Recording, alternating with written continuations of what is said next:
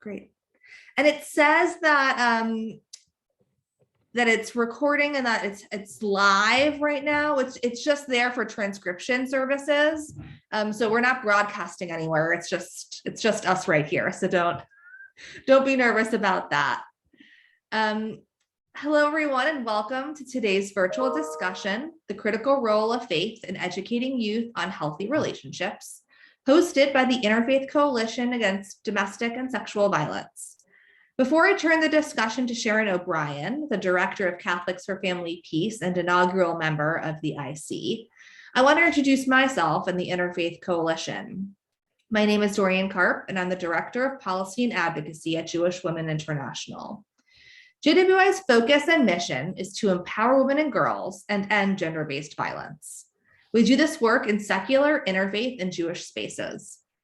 JWI first convened the Interfaith Coalition in 2007 and now represents nearly 40 faith-based organizations who come together to work to end violence against women and girls, with a focus mainly on impacting and effectuating change through federal legislative advocacy. We're proud to host this conversation today for Teen Dating Violence Awareness Month and welcome Jessica Bernard and the expertise she brings. I'm now going to turn it over to Sharon. You have the floor. Thank you, Dorian. It's always such a pleasure to do these JWI sponsored, our Interfaith Coalition sponsored programs. Hello, everyone. We are so delighted you are with us because we have a great program planned. So the title, you'll recall that you signed up for The Critical Role of Faith in Educating Youth on Healthy Relationships. So the critical role of faith in educating youth on healthy relationships. So we had to find the perfect person, and it was indeed Jessica Bernard, who wears multiple hats. Well, she wears at least 2 hats right now. But let me say that Jessica is a licensed clinical social worker. She has her master's in social work, and she's specialized in trauma therapy. She worked for 7 years at a rape crisis center. And she was just telling us before the program that even before it was part of an internship that she came upon this rape crisis center. And so she learned that whole field. And her specialty is prevention, which is a unique niche in our field. How can we prevent these issues to begin with?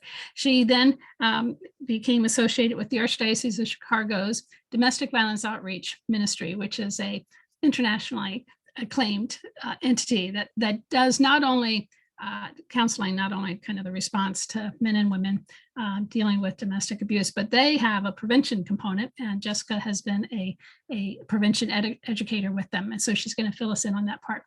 I think I'd like to summarize Jessica's expertise by referring to a line on her webpage, which is she explains what therapy is, which she says it's an opportunity for a meaningful change.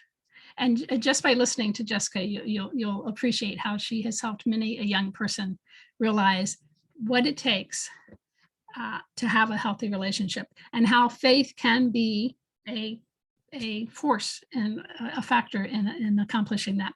So Jessica is going to be with us for the next half hour, 40 minutes. And so here, Jessica Bernard.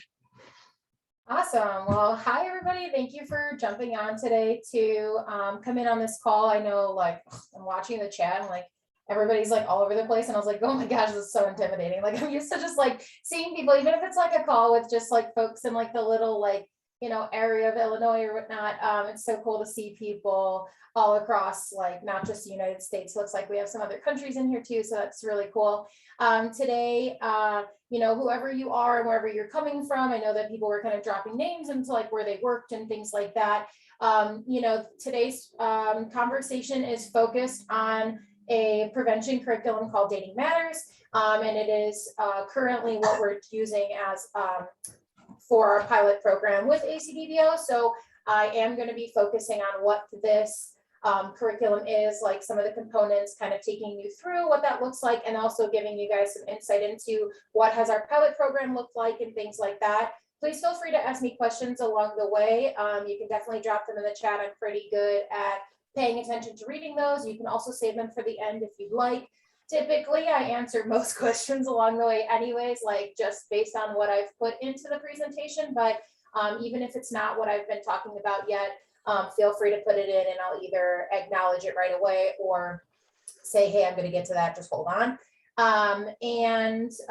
Yeah, so I'm going to share my screen because for people who have never seen me before, I love my PowerPoints and I just like being able to have people follow along with me because I do tend to talk a lot and sometimes I can give a lot of information. So I might go off of script of what I'm actually like having on here, but it's just to give you a little bit of like an idea of where I'm at. I'm just trying to change my view over here.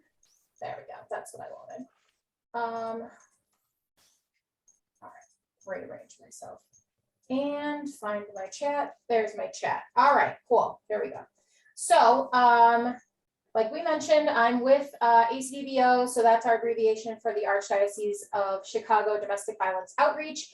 And the main kind of players in our ACDVO group right now, so if you hear me refer to them, and I know two of our folks are on our call right now, so John Monaco and Father Chuck Dom are on our call today, I saw, and they are very important critical roles in our pilot program, which I will get to towards the middle or end of my conversation. I kind of wanted to just get us grounded in what the Dating Matters program is and how you can access it and things like that. And Yolanda Owens is also one of our preventionists and Dating Matters coaches. She cannot be on our call today, but she's super, super awesome. She's my buddy through this too. So with all the things that I shared today, I would not be here if it wasn't for Father Chuck and John Monaco to be able to be a part of this team. And I will be mentioning them and also Yolanda Owens at times too. So what is Dating Matters? It's an evidence-based teen dating violence prevention program curriculum for youth 11 to 14. So basically what we're thinking is like middle school. And I will refer to saying middle school, although I have learned that in the private schools, middle school is like 7th, 8th grade, and 6th graders are typically kind of combined into elementary school. But if I do refer to middle school, or sometimes I know people call it like intermediate school, I want our brains to think 6th, 7th, 8th grade, okay? And this is includes like the Dating Matters curriculum as a whole, includes prevention strategies for individuals, families, and communities. There's kind of 7 components to Dating Matters, and Dating Matters was created by the CDC. There are a variety of evidence-based curriculums that have been out and around for violence prevention work, and some of it is geared specifically towards dating and domestic violence. Some prevention work is geared towards sexual violence, and Dating Matters is really cool because it overlaps both, and it doesn't just single out a certain type of violence or intimate partner violence, and it also doesn't just single out that this curriculum is only for identified females. Any person who is a middle schooler can receive this type of content, and it's also created for any type of school, public, private, charter, faith-based, etc. So I will be talking about what our pilot program looks like with our private schools, but as was kind of mentioned in my like awesome intro given by you guys, I've been doing prevention work for over 7 years, and most of my work has been in public schools because that was, a lot of who was reaching out to our rape crisis services when I was at that agency. So I do have pretty good understanding of how faith-based entities and public entities, schools kind of work and things like that. So the Dating Matters program, kind of jumping back over here, it has multiple sessions and multiple grade components, which I will be kind of breaking that down for you a little bit later. And it is to promote healthy relationship skills and ideally reduce behaviors that increase risk for teen dating violence, which could be substance use, sexual risk-taking, etc. So it's a combination of preventing violence from occurring, so like preventing people from being offenders, and then also giving people knowledge, skills, and tools to recognize if they're being abused. So we obviously the part of prevention is to like not have the abuse happen, but also throughout these kind of curriculums, and anybody out there who's been doing this work, we recognize that a lot of times when you're going into a classroom or going into a space, you're going to already have survivors in that room, which is just where we are realistically right now. So being able to make sure that people can connect if they needed services because something has already happened. Dating Matters from the CDC was developed between 2009 and 2011. It was evaluated by using 46 schools during what they call the demonstration project, which was in Baltimore, Chicago, Oakland, and Fort Lauderdale. And it was released to the public, like kind of posted on the CDC's website, CDC Center for Disease Control, in 2019. So for a lot of us in the prevention world, when we heard that this was coming out, like we were very excited, and it was quite the buildup because we knew that the research had been being done and evaluated and studied, and they were like, this works. And we were like, okay, where is it? And then we were just like waiting for them to give us all of like the programming and the content, which I know I'll have on another slide later on because I made a slide in case I forgot things to tell y'all, but almost like everything for Dating Matters is super accessible once you're kind of connected within the CDC's Dating Matters website and having kind of the different components laid out for you. They provide all of the training modules, packets or handouts, information, everything's downloadable. So it's not like you have to go buy a license in order to use Dating Matters in the same way that other evidence-based curriculums, and rightfully so for people who have done that work and have independent programs, like you have to pay to use that program. For Dating Matters, if you can get connected to it, and you know, there are some like things to consider before starting the program, but everything is super accessible. So it allows this to be like a really low cost option for folks, because we know that funding, we were just talking about this before everybody hopped on, funding for prevention efforts is really hard to come by. There's a lot of times like communities or states don't always fund the prevention work that needs to be done. And then you have preventionists that say, hey, we want to do all of this stuff, we don't have the resources. Or we have schools, which don't even get us started about the pandemic and everything that schools are going through with that. But like, it's really hard to get some of these programs, especially multi-session programs, up and off the ground when there's going to be a lot of financial cost just to get it started or just to get things trained. So you'll kind of see that as we go through that, how accessible all of this is, which, you know, already takes away a barrier from people to be able to do this program. And so some findings that are on the CDC website, and they have like a lot more tidbits if you want to go in and read it. But Dating Matters reported lower levels of teen dating violence perpetration and victimization. So hearing from the youth themselves reporting on if they engaged in harmful behavior, and then also for the youth to say if harmful behavior happened to them. So that's a way to like think about that. And lower use of negative conflict resolution strategies and then students in comparison schools. So within the study, some schools did Dating Matters and some schools did like a more general program of health and wellness.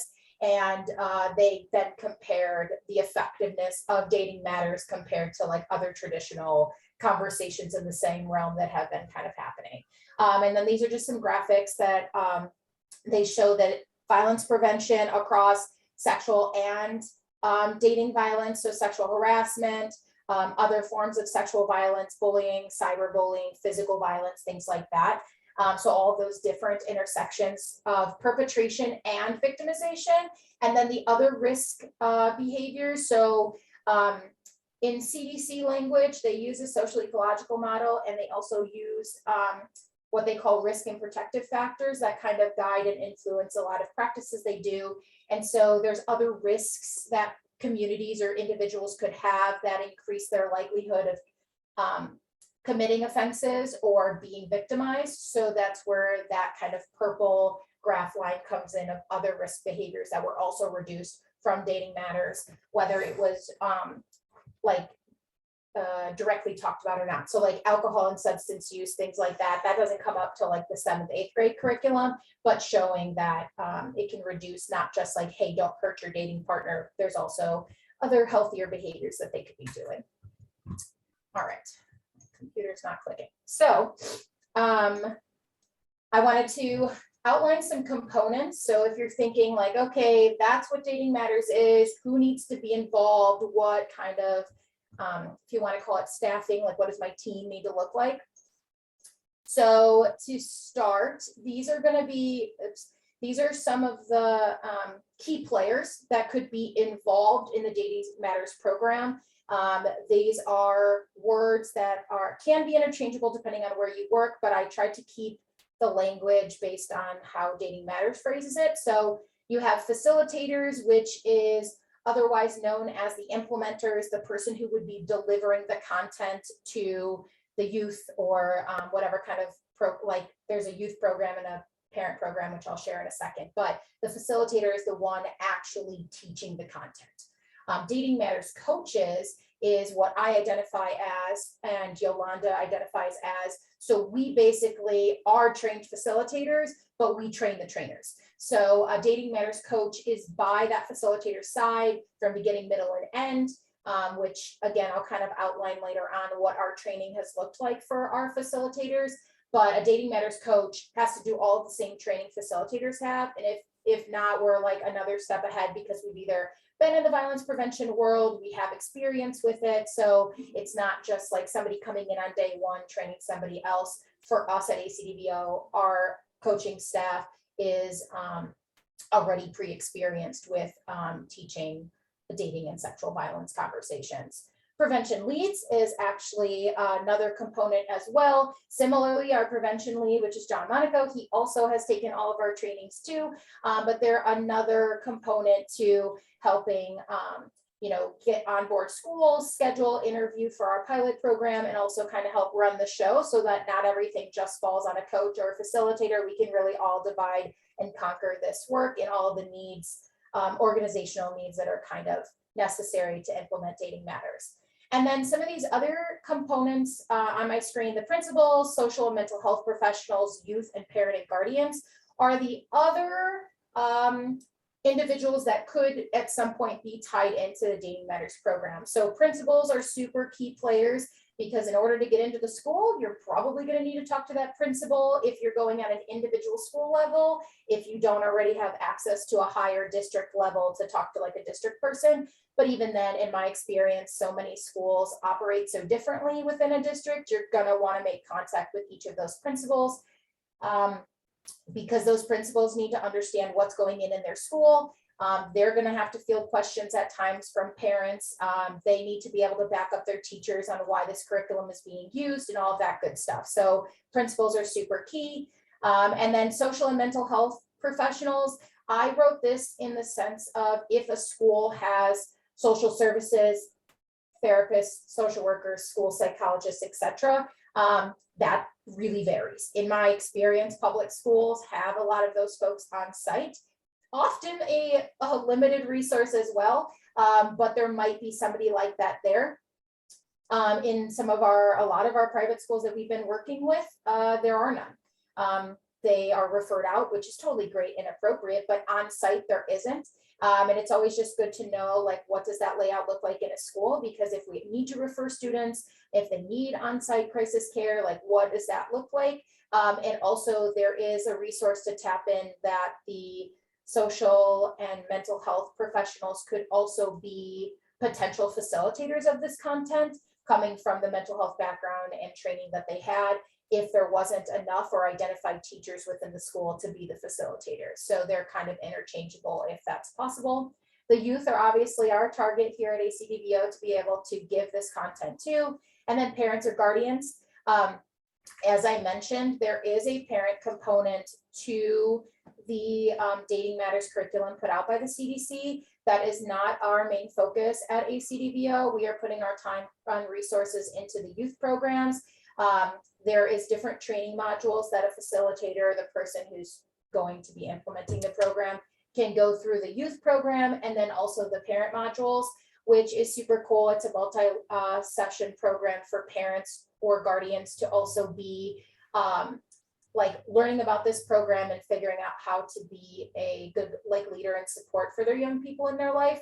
But right now we are not addressing parent programming, but we do offer parent nights, which is something that I used to do in our in my other work, which is like, hey, like this is a new program, or this is the type of conversation that we're going to be having upcoming with these kids in their classroom. Come on out for an info session so the parents or guardians can learn about dating matters, understand what we're going to teach to their young ones. Because if anything, I think part of the hardest thing is overcoming parent hesitation and concern, especially for a program called Dating Matters. And this is on very like many levels of like whether it's public or private school, and what state you live in, and political differences and all of that. There's a lot of parents who freak out that we are going to teach a program called Dating Matters, and I'm going to teach their 6th grader how to have a relationship, and their minds freak out, right?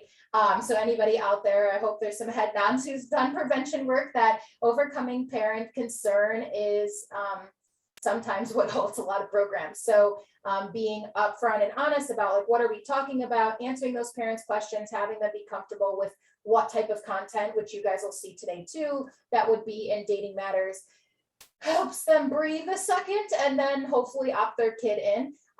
There's always an opt-out option, especially in the state of Illinois. There's a lot of mandates that don't say like you have, like a school might have to teach something, but a parent can always opt their kid out, which is fine. There's no penalty, there's no consequence. They're not annexed and be like, you didn't put your kid in. Like, no, if the parent doesn't want their child or minor in that program, they don't have to be, and they could use that free time to do homework or maybe catch up on other assignments. Yeah, so we don't implement the parent program piece at this time, but we do offer parent info nights. And then the eye to eye is another thing we are currently not doing. This is another component. It has like its own training and modules for it, but it's actually like a youth-led ambassador program, which is super cool. But sometimes that can be hard depending on how many youth you have to gather interest. And the eye to eye was really formulated of kids who already went through Dating Matters to then be ambassadors. So you're thinking like high school level, which means that they would have had to take Dating Matters for 6th, 7th, and 8th grade. So especially where we are in our pilot program, we're not even thinking of eye to eye because we haven't completed all 3 years with a school just yet. So that would be another thing if you are online that you'll see. So what do the lessons potentially look like? Okay, I do want to mention that this is a 6th, a 7th grade, and an 8th grade curriculum. So they build on each other each year. And actually, you'll notice on my titles, DM stands for Dating Matters. Dating Matters is the title for 6th and 7th grade. And then the program for 8th grade is called Safe Dates because the publisher Hazelden already had a 8th grade curriculum out there, which was super awesome. And that's where CDC kind of sparked this piece of like, hey, why are we only teaching this for 8th graders? Like the middle schoolers need this information like 6th and 7th graders do. So then that kind of spearheaded the Dating Matters part.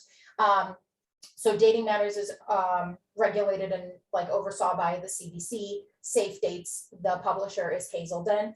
The only difference is, besides as you kind of look through the bullet points of the content covered in each grade level, which makes sense because it's age appropriate and the language is going to change as those kids get older. 6th and 7th grade Dating Matters curriculums are 50-minute sessions, and there are 7 sessions total. Safe Dates is also 50 minutes, but they have 10 sessions in total. And Safe Dates does have a licensing fee or like a purchasing fee for that program. So Safe Dates for 8th grade is a little bit more of a financial investment compared to Dating Matters, but it's all awesome. It's all necessary. And we're super glad that Dating Matters is such a low cost because that can really make up that Safe Dates can be. Once you kind of have the books, then you're good to go. So you can see that around all the programs, there's a lot of conversations around what is a healthy relationship. And I kind of was alluding to this like when we talked at parent nights. we're not teaching kids like this expectation that they should be dating, or like you're going to walk out of here and know all the dating 101 stuff. No, the reality is that in middle school, kids are interested in being in a relationship. And it's for a lot of us, depending on the ages of folks on this call today, dating can mean a lot of different stuff. And our middle schoolers right now, a lot of dating is virtual in like an online dating way, but not like they're on dating websites. They're just texting each other, snapping each other. They're FaceTiming the whole time.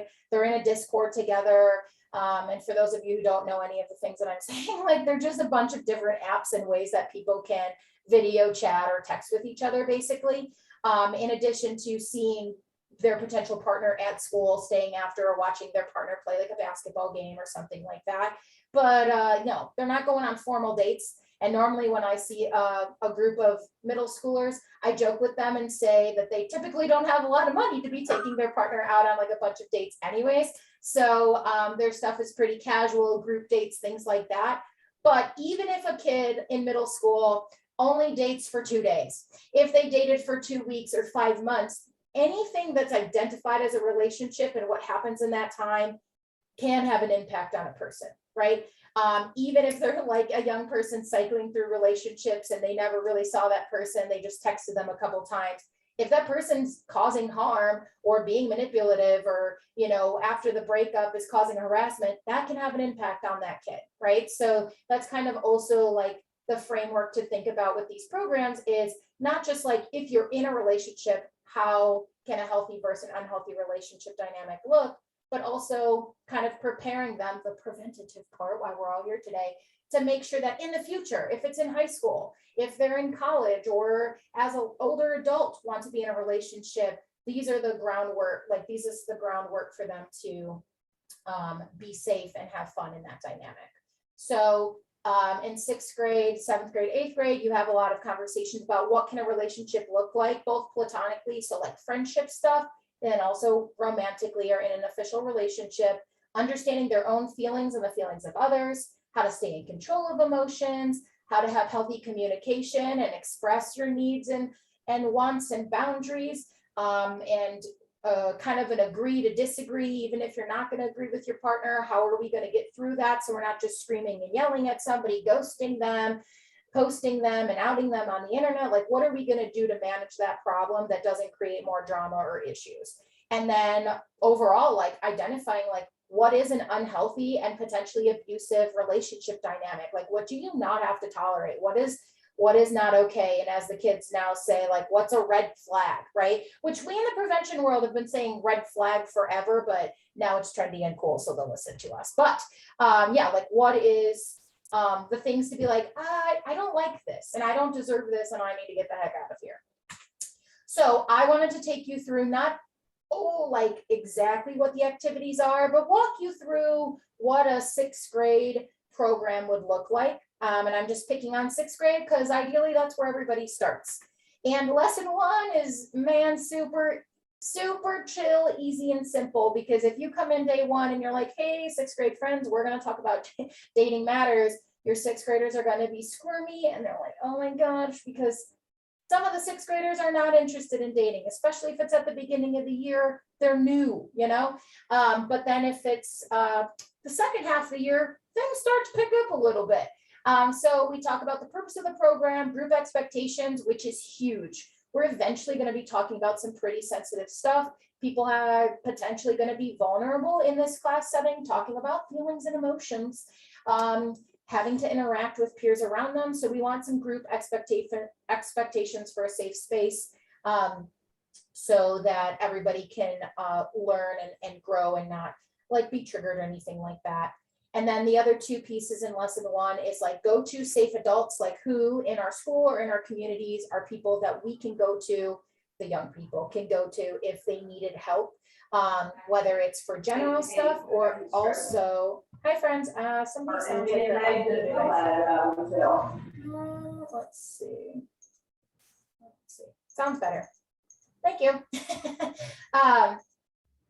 So the safe adults are people at the school and in the community, and then who they can go to, let me finish my sentence, who they can go to if something is happening to them that's harmful or abusive by a dating partner, they're having problems in schools, whomever, right? And sometimes parents get upset that it's not just parents all the time on a kid's list, but from the violence prevention world, we also understand that some homes and parent dynamics are not always safe and kind. So we want to really give young people a chance to identify other healthy adults in their life that they could go to, whether it's coaches, faith leaders, maybe they have a really close aunt or grandparent, things like that. And then the activity for that is they actually have like a measuring cup, and they have the students like write out what are like healthy relationship ingredients, and they start with friends. And then they encourage them to talk about it with a, like, as if it's a dating partner, and then compare that, like, they're really the same thing. Like the qualities that you would want in a healthy friendship is also the qualities that you would want in a dating relationship. And then for lesson 2, we move from like, what can relationships look like to be healthy, to also like, how do you identify feelings within yourself and others and normalize those feelings? Like all feelings have meaning, all feelings are okay to have. But it's like, what do we do with those feelings, which actually is in the next lesson. But how do you check in with yourself? Like a lot of people talk about your gut reaction or your gut instinct to say kind of like, oh, like maybe I'm feeling uncertain or scared or nervous because my body is telling me something's happening that I don't think I like or is making me feel unsafe, versus the joyful feelings, happy, excited, anticipation, things like that, where maybe I'm excited for the upcoming date. And they do a charades game where they kind of practice trying to emanate an emotion, and everybody kind of argues with each other about what they think the person charading is trying to do. And then it boils down to like, oh, we're not mind readers, and you kind of have to ask to figure out what somebody feels, and don't make assumptions, because, you know, that kind of gets us potentially having more conflict or problems when we could just directly ask the person what's going on. And then we get into lesson 3, which is more of like, okay, if you're having like a really intense feeling and you're starting to feel like your feelings could get out of control, and you may react in a way that you don't want to, or could create more issues. And not like, I'm mad, I'm gonna go punch somebody in the face, like, yep, then it happens and that's not okay. But also like, oh, you don't get to just yell at people or throw things or slam your fist on the table, right? Like, how do you manage that? So they talk about 4 ways of staying in control, which are in the therapy world coping skills, right? Deep breathing exercises. What does that feel like to have like a full belly of breath and let that out? Positive self-talk. So how can we reframe a negative thought about ourselves or the situation and reframe it more positively? Physical activity, which is like when we're feeling intense emotions, getting up, moving, stretching, doing an exercise, walking your dog outside, throwing your sticky ball at the wall, like something to kind of get you moving, which is a bit of a distraction technique, but also, you know, there is science behind moving your body and like releasing emotions.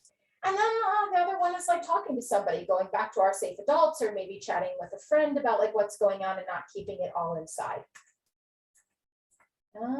Clicking, okay. Lesson 4 is on validation, which is not entirely the word that they use in lesson 4, but that's what I would consider it to be. We're talking about, still about communication, but about verbal and nonverbal communication. And that if you want to address something with somebody, whether you want to tell somebody, hey, I didn't like that, right? Or if you want to go have an important conversation, or somebody's talking to you, like, we got to have eye contact and actively listen and nod along and pay attention, and not just text on our phone or eye roll or like look away. So there's a lot of that in that lesson, with some role plays and charades again, more role plays than charades. And then also the introduction of I statements. So how can you tell somebody that you're unhappy, uncomfortable, or would like to set a boundary without it coming across as like, why did you do this to me? And like aggressive, right? We want to say our feelings and the resolution we're looking for, and I statements can help young people, adults, everybody kind of get their point across more effectively. Lesson 5 is going to be the more intense lesson. So we've built up all of these like safety net pieces to get into lesson 5, which is the types of intimate partner violence or teen dating violence. So going through not just facts and statistics and the implications of violence and what that can do to somebody, but what is sexual violence? What is physical violence, verbal, mental, emotional abuse, digital abuse? What does that look like or sound like? How do we get help or help somebody else if we or they identify themselves in an unhealthy or abusive relationship? And a lot of that is done through an activity that's called red light, yellow light, green light. So like a traffic light. And they kind of give a scenario and then the kids get to like vote on, is it healthy? Is it questionable? Or is it definitely abusive? And especially for those yellow ones, it really allows that conversation to come up about like, yeah, the person maybe didn't whack them in the face yet, but do you get to just come up and shove your dating partner? So almost like the intensity. And for those of you who have worked in violence prevention or worked with survivors, that you know, a lot of people get worried that it's not bad enough, or it could be worse, or somebody else has it worse than them, or maybe that this is normal because that's how that partner has always been, or if I just don't do that again, they won't hurt me. And it's more of like, oh no, that's not about you, that's what they're doing, and that behavior is not okay, point blank, end of story, you don't deserve to be treated that way. And then lessons 6 and 7, I'm just going to plot them up here because lesson 6 is kind of where things start to round out a little bit more, and 7 is more of like an overflow, catch-up day, and a completion of lesson 6. Lesson 6 has what they call respect me rights, and respect me is an acronym in the book. And more of like values, like I deserve this, more of an empowerment statement, more of our dating rights, if you've ever kind of heard of it framed that way. So they spend time in that lesson going through what are the respect me rights, and then reminding them of school and community resources that could help them if they needed something. And then it starts the Dating Matters Rewind activity, which is more of a creative performance-based activity. So kids can draw posters, they can make a song or a rap or a poem, they could do a skit, but they're basically taking parts of what they've learned and in the respect me rights, and like instead of taking a test on like, what did you learn, it's more of them interpreting and re-presenting it to the class of you know, what kind of spoke to them through this program. And then lesson 7 is anything that's kind of trickled over that might be left that wasn't completed in any of the sessions, but then also having the kids get up and share what their Dating Matters Rewind program was. The facilitator training, like how does somebody learn about how to do all of those lessons? The CDC is super awesome, and they have the online modules. So there's like these clickable on your own videos that you go through if you're going to be a facilitator, dating matters coach, prevention lead, things like that. There's also this 1 hour, what we call a DV 101, which is an intro video that's available to anyone. In order to access the 3 online modules, you have to have like a code and be signed up with the CDC to actually implement it, which is, you know, that's kind of the next step. But the DV 101 is like an hour-long intro to kind of what I've shared today, but also learning about other critical roles the community can play in violence prevention. Once the hours are done online virtually, there's an in-depth training with coaches for implementation, which is about 7 hours. And this is what Yolanda and I did for our coaches. We've done this twice now. Our bigger group was this past August, where we had, and I'll share it on another slide, where we had 5 active schools and facilitators, or what we identify as our teachers, doing the learning the Dating Matters program. So they do the online modules, and then they come in and we help them think about like, what do you do to have classroom management? How do you handle disclosures and have a trauma-informed lens when providing this content? Making sure these teachers and the facilitators that are doing it are buying in and are excited, because kids will call you out if you don't know what you're talking about or don't look interested or are doing it just because somebody handed it to you and told you to do it. They won't care, right? So this is also our way of helping them feel comfortable with the content and making it their own. you have to do the content in order as kind of prescribed by the CDC, but if somebody wants to do a PowerPoint, if they want to do more of an online activity because they really like, you know, an online platform that their classroom uses, like they can do it however they want as long as they get through the material. And then we go through the content. We help the teachers practice what those activities would look like, kind of like what I took you through, but we pull it apart a lot more. And then helping them identify their own bias, role expectations, making sure they have appropriate boundaries with their students, and thinking about who are they teaching, you know, identity, race, ethnicity, culture, like who are you as the presenter and what is that, who are you speaking to, right? And really making sure that we play to our audience, because they're not just middle schoolers, because a middle schooler in a school that doesn't have a lot of resources or is underprivileged might be very different interactions than a school who is more wealthy and has a ton of resources. And then there's ongoing coaching. So Yolanda and I hang out with our teachers. We try to meet weekly, but obviously scheduling can be pretty crazy. But while the teachers are implementing, we like to check up after each week to see how things went. Did they cover all the content? Things like that. So how is our pilot going? We started for the 2020-2021 school year because we had a trooper. St. Agnes of Bohemia stuck it out during COVID, the first full year of COVID in school. And although there was lots of delays and hurdles to overcome, we did virtual and in-person. They did virtual and in-person implementation because some of their kiddos were in person all the time and some were virtually. So it works both ways. CDC has also provided guidance of how to do it virtually, but it's basically the same thing. And then we added 4 more schools. And then, like I said, we trained them in August of 2021. And we are currently active. Some schools have went in what we call like the fall part, so fall 2021. Some of our schools are active for this spring to implement their 6th grade. St. Agnes of Bohemia is doing 6th and 7th grade this year. So it is recommended that you kind of, well, our pilot is doing 6th grade. Then when those 6th graders get to 7th grade, then we run those concurrently. We do a 6th grade and a 7th grade group. And then next year we'll do 6th, 7th, 8th grade. And all of our schools that started this year as 6th grade will then next year have 6th, 7th. And we're planning to have 10 active schools for our 2022-2023 pilot. And hopefully having some of our public CPS schools as well. Right now, our schools that are running are private faith-based, like Catholic schools. And as I mentioned before, we're not doing the parent modules or eye-to-eye, and any additional support of like how to get this going and like all of like those nitty-gritty details are online. Somebody did ask me, do we do 7 weeks in a row? Yes, we CDC has recommended that it's 7 consecutive weeks. One of my schools took the break, like they started, they had a winter break, then came back, whatever, totally fine.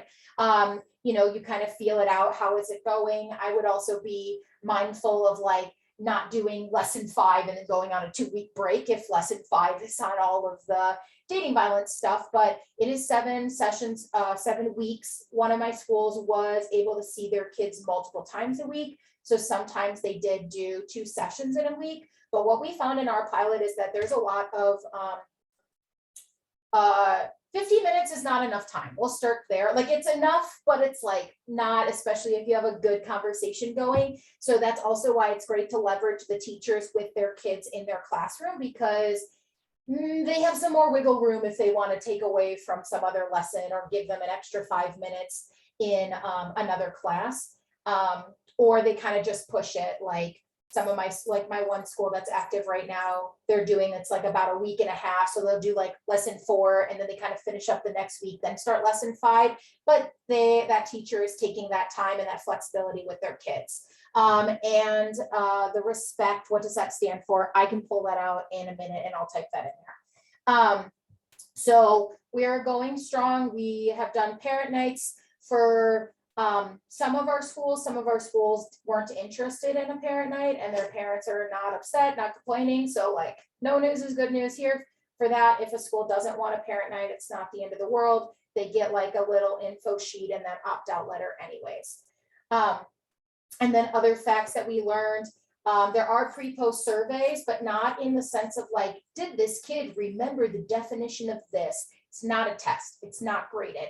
It's more of a like climate survey of where are we starting with these kids? What kind of bias or framework do they have about dating and relationships, healthy and unhealthy behaviors that they identify that they are doing or they see in their school or their community. And then the post survey, which is exactly the same as the pre, because that would be helpful to measure how did we do, right? And the surveys can be done on paper, but I put them into Google format because it's just easier that way. And who wants to manually enter data later? Not me. So it's on Google. And Google surveys or Google Forms is free. So I have it already pre-made. I can always share it out. The CDC made the surveys and I just basically put it in Google form. Other things like this program cannot be an afterthought. It needs to take time to make it work well. It's very important that you have buy-in from your teachers, your staff, the people who are going to be part of this program. Because again, Yolanda and I can tell if people aren't interested or they're doing it because they were told to. We noticed through our pilot that made for some lack of communication and buy-in from some teachers and things like that. So we really want to make sure you have the best fit for the person also facilitating, and not just like, oh, you teach science, you can do that. Like that kind of stinks, especially if that person doesn't want to, or like, hey, adults have harm and trauma backgrounds too. So sometimes they might not be comfortable presenting that. It doesn't take a lot of class time. Less than 1% of the class time would be taken to implement all 7 sessions. Low cost, I mentioned that. It can fit academic and state mandates in health, science, religion, social, emotional learning. So if parents are like, I don't want you to take up my class time for this, it pretty much can like replace content that they're already doing, but it's evidence-based and up-to-date and inclusive, which we love. And it gives creative liberty for the facilitators. So like I mentioned earlier, teachers can kind of make it their own as far as how they want to deliver it, the pace that they can do in their class, but ultimately it's, at its bones, 7 sessions in total. And like I said, I'll type in the respect me, like what that acronym stands for in the chat. And I didn't really see a lot of other questions come in when I was talking. And I think I'm right at my mark of where I was told to kind of like chill. So I'm happy to answer other questions, but also turn it over to Dorian because we wanted to let you know about FAWA and how that kind of interplays to violence prevention. Jessica, I have a quick question before we move on to me. Yeah. So this is a secular program, right, by the government, by the CDC. How does that work in the faith-based setting of the schools that you're working with and the archdiocese? Like, what is the connection there? And have you found any difficulties or any like successes in merging those two pieces? We've had both. Definitely is perspective, definitely is community, definitely is parent involvement in that community. Especially with the pandemic, people have an opinion on the CDC, which doesn't always help the label for the program. But my framework is, it doesn't matter where you live, where you come from, what kind of school you go to, how much money your parents have, the resources, harm can be done anywhere. So this is not about overstepping faith-based curriculums of abstinence-only teachings or overly liberal, sex positive, where I would typically hone myself. This is factual information that is age appropriate. It does not overextend what a kid in middle school could learn about. And we kind of take that framework as it's better to come from us and have an appropriate person answer that and kind of filter those, like foster those conversations. Whether it's the facilitator, dating matters coach. I'm kind of thinking of my hat I wore when I did prevention work.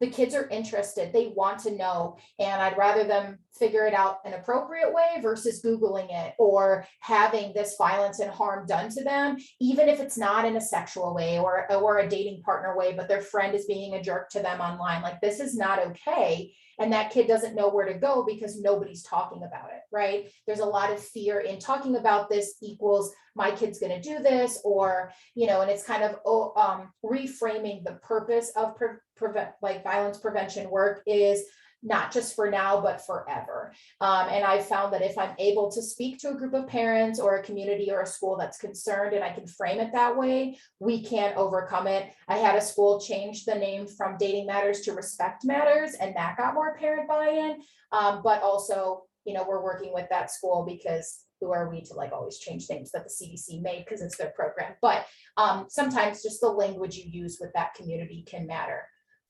So it's just about reducing and eliminating harm. Denise, did you want to say something? I saw you come onto camera.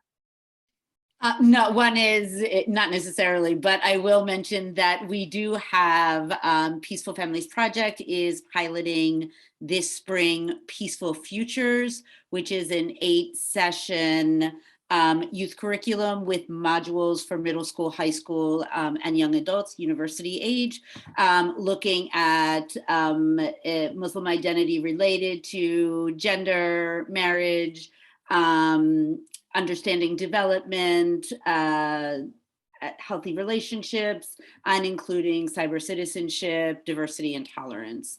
We are doing our training of trainers in about 3 weeks. We have 7 to 10 organizations, and we'll be doing 20 trainers and 100 kids, inshallah, by the end of spring. Great, thank you, and thank you, Jessica, so much.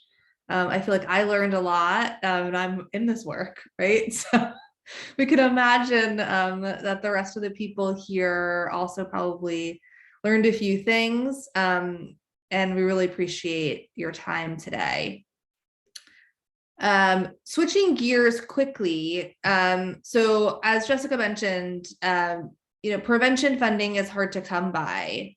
And I mean, a lot of funding is hard to come by. And one of the biggest funders for domestic violence, sexual assault work and programs in the United States is the Violence Against Women Act. It was first voted on and became law in 1994 and has had subsequent changes, for instance, adding prevention to it in subsequent years. So I just wanted to give a brief plug. So as we witness, prevention is important, and educating people about boundaries, the way of building healthy relationships, is key to prevent gender-based violence in the future. And that's always the key, right? We want to stop it before it starts. And the Violence Against Women Act does that. It was introduced in the Senate last week with strong bipartisan support, but we need your help to get it across the finish line and signed into law. So I'm going to put a link in the chat that you can use. It's a really easy system. You just say where you live and it'll auto-populate for you to email a pre-written script that you can add onto, asking your senators to support the Violence Against Women Act, that the reauthorization that's up right now in the Senate. And also, if you work for an organization or a company that you think would like to sign on, we have an open sign-on letter for organizations through the National Task Force on Sexual and Domestic Violence, a friendly coalition of the IC. So if you're part of an organization that you think would want to sign on, I've also put that in the chat. I think we have over 550 organizations. We're accepting them from international, national, state, and local organizations. So basically anybody can sign on, nonprofit, for-profit, it doesn't matter. Anybody that wants to support the bill can. And we'll be sending that to members of Congress next week to show kind of broad support for the legislation. Now, if you're curious about what's actually in the bill before you want to sign on in support of it, I'm just going to run through some highlights. And prevention is one of them. So some critical enhancements are it increases authorization levels to sexual assault services. It also increases authorization levels really across the board. It defines restorative justice and creates a new community-based program to support training and programs to provide non-carceral accountability for survivors who seek such approaches kind of outside the criminal legal system. It increases access to resources for rural communities to respond to and prevent domestic violence, sexual assault, dating violence, and stalking. It invests in culturally specific and underserved communities. And some religions and faith-based organizations fall within the culturally specific and underserved. So that's really important to people on this call. It reaffirms tribal criminal jurisdiction over non-Indian perpetrators of sexual assault, stalking, child abuse, and sex trafficking, which is really important to make sure that people on tribal lands are protected, women mainly. It reauthorizes and improves VAWA transitional housing programs. So we know that the lack of housing is a huge issue for domestic violence survivors. So really shoring up that transitional housing program is key. And it expands prevention programming on college campuses and increases funding authorization among a few different prevention grants that both go to specific grantees of specific groups and organizations that are wanting to do this work, and also kind of through the domestic violence and sexual assault coalitions that are state-based. So through those programs as well. It's a really important bill. The JWI and the Interfaith Coalition have been working on it for this reauthorization for about 4 or 5 years now. So thinking that it's actually able to be passed and it could possibly cross the finish line, this year is huge, but we need support. So anything that you all can do, letting people know that this has happened, and letting your friends, colleagues know about it would be really amazing. If you have any additional questions or concerns or thoughts, or somebody has a question about it that you were talking to, feel free to email me after this conversation today. My email I am putting in the chat. There you go. Oh, nope, that's only to one person.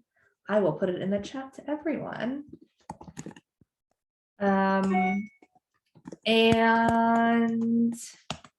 I think that's it. We have 2 more minutes. Sharon, do you have any last words? You usually do. Well, I thanks, Dorian. And thanks for that explanation and how much it supports, a description of the VAWA, the VAWA Act reinforces all the good work that Jessica just said. Wouldn't it be exciting if our 6th graders actually learned what a healthy relationship was? So this is exciting. We had international participants with us. So Jessica, thanks for laying out the CDCs. So I understand the deal with the Center for Disease Control is they can create these good things, but then they don't have the authority to promote it. Is that the way it works? People have to find CDC's materials.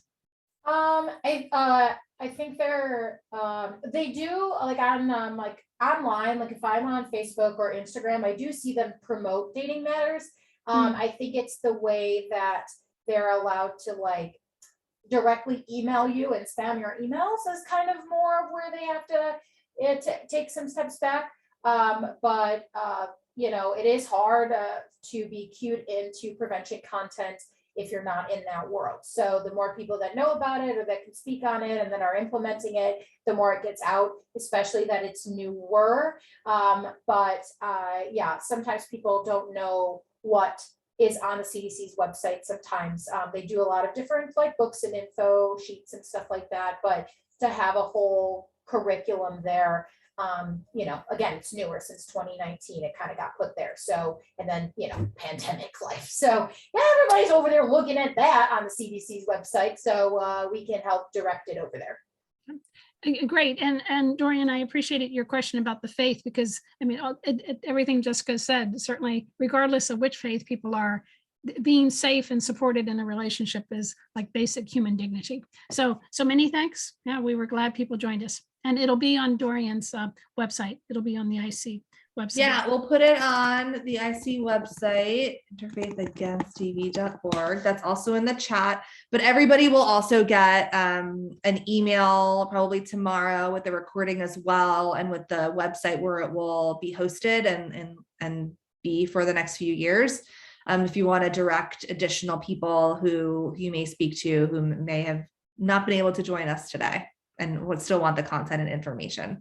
So thank you all so much. We really appreciate it, and have a fabulous rest of your day and week. And we'll hopefully see you again.